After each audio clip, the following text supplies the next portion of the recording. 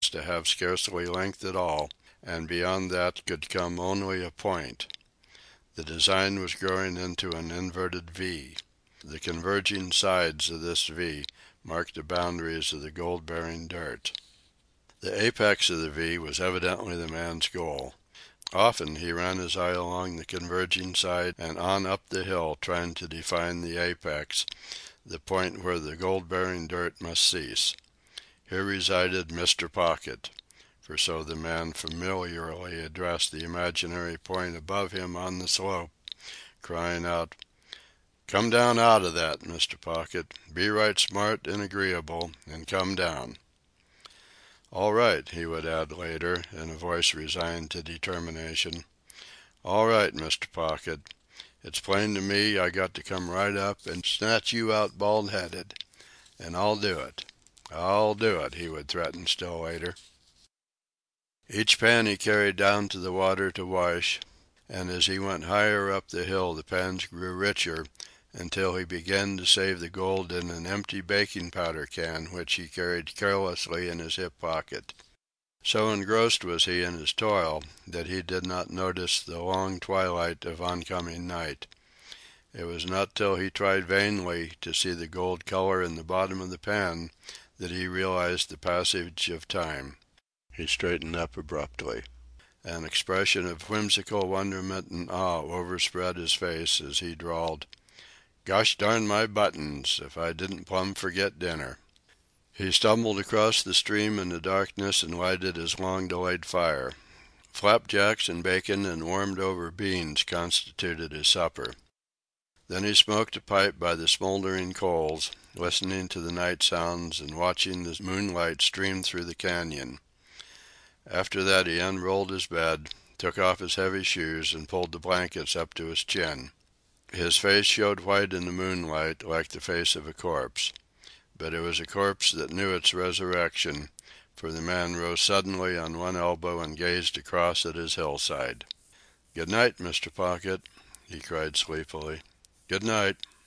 He slept through the early gray of morning until the direct rays of the sun smote his closed eyelids, when he awoke with a start and looked about him until he had established the continuity of his existence and identified his present self with the days previously lived. To dress, he had merely to buckle on his shoes. He glanced at his fireplace and at his hillside, wavered, but fought down the temptation and started the fire. "Keep your shirt on, Bill, keep your shirt on," he admonished himself. "What's the good of rushing? No use in getting all het up and sweaty. Mr. Pocket'll wait for you. He ain't a running away before you can get your breakfast. Now what you want, Bill, is something fresh in your bill of fare, so it's up to you to go and get it." He cut a short pole at the water's edge, and drew from one of his pockets a bit of line and a draggled fly that had once been a royal coachman. "Mebbe they'll bite in the early mornin'," he muttered, as he made his first cast into the pool, and a moment later he was gleefully crying, "What'd I tell you, eh? What'd I tell you?" He had no reel, nor any inclination to waste time, and by main force and swiftly he drew out of the water a flashing 10-inch trout. Three more, caught in rapid succession, furnished his breakfast. When he came to the stepping stones on his way to his hillside, he was struck by a sudden thought and paused. "I'd just better take a hike downstream a ways," he said. "There's no tellin' what cuss may be snoopin' around." But he crossed over the stones, and with a "I really oughter take that hike," the need of precaution passed out of his mind and he fell to work. At nightfall he straightened up. The small of his back was stiff with stooping toil, and as he put his hand behind him to soothe the protesting muscles, he said, "Now what do ye think of that, by damn, I clean forgot my dinner again. If I don't watch out, I'll sure be degeneratin' into a 2-meal-a-day crank. Pockets is the damnedest thing I ever saw for making a man absent-minded," he communed that night as he crawled into his blankets. Nor did he forget to call up the hillside, "Good night, Mr. Pocket, good night." Rising with the sun and snatching a hasty breakfast, he was early at work. A fever seemed to be growing in him, nor did the increasing richness of the test pans allay this fever. There was a flush in his cheek other than that made by the heat of the sun, and he was oblivious to fatigue and the passage of time. When he filled a pan with dirt he ran down the hill to wash it, nor could he forbear running up the hill again, panting and stumbling profanely, to refill the pan. He was now 100 yards from the water, and the inverted V was assuming definite proportions. The width of the pay dirt steadily decreased, and the man extended in his mind's eye the sides of the V to their meeting place far up the hill. This was his goal, the apex of the V, and he panned many times to locate it. Just about 2 yards above that manzanita bush and a yard to the right, he finally concluded. Then the temptation seized him. "As plain as the nose on your face," he said, as he abandoned his laborious cross-cutting and climbed to the indicated apex. He filled a pan and carried it down the hill to wash. It contained no trace of gold. He dug deep and he dug shallow, filling and washing a dozen pans, and was unrewarded even by the tiniest golden speck. He was enraged at having yielded to the temptation and cursed himself blasphemously and pridelessly. Then he went down the hill and took up the cross-cutting. "Slow and certain, Bill, slow and certain," he crooned. "Short-cuts to fortune ain't in your line, and it's about time you know it. Get wise, Bill, get wise. Slow and certain's the only hand you can play, so go to it and keep to it, too." As the cross-cuts decreased, showing that the sides of the V were converging, the depth of the V increased. The gold trace was dipping into the hill.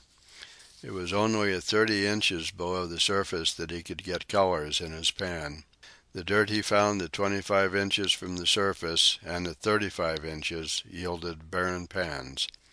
At the base of the V, by the water's edge, he had found gold colors at the grass roots. The higher he went up the hill, the deeper the gold dipped. To dig a hole 3 feet deep in order to get one test pan was a task of no mean magnitude, while between the man and the apex intervened an untold number of such holes to be. "And there's no tellin' how much deeper it'll pitch," he sighed, in a moment's pause, while his fingers soothed his aching back.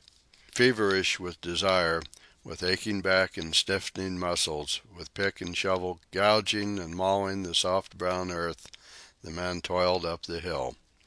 Before him was the smooth slope spangled with flowers and made sweet with their breath. Behind him was devastation. It looked like some terrible eruption breaking out on the smooth skin of the hill. His slow progress was like that of a slug, befouling beauty with a monstrous trail. Though the dipping gold trace increased the man's work, he found consolation in the increasing richness of the pans. 20 cents, 30 cents, 50 cents, 60 cents were the values of the gold found in the pans, and at nightfall he washed his banner pan, which gave him $1's worth of gold dust from a shovelful of dirt. "I'll bet it's just my luck to have some inquisitive cuss come buttin' in here on my pasture," he mumbled sleepily that night as he pulled the blankets up to his chin. Suddenly he sat upright. "Bill," he called sharply. "Now listen to me, Bill, d'ye hear? It's up to you, tomorrow morning, to mosey round and see what you can see. Understand? Tomorrow morning, and don't you forget it." He yawned and glanced across at his side hill. "Good night, Mr. Pocket," he called.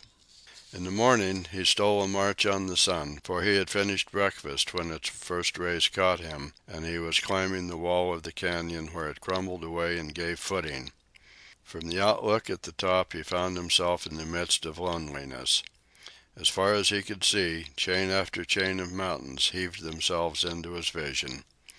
To the east, his eyes, leaping the miles between range and between many ranges, brought up at last against the white-peaked Sierras, the main crest, where the backbone of the western world reared itself against the sky. To the north and south he could see more distinctly the cross systems that broke through the main trend of the sea of mountains. To the west the ranges fell away, one behind the other, diminishing and fading into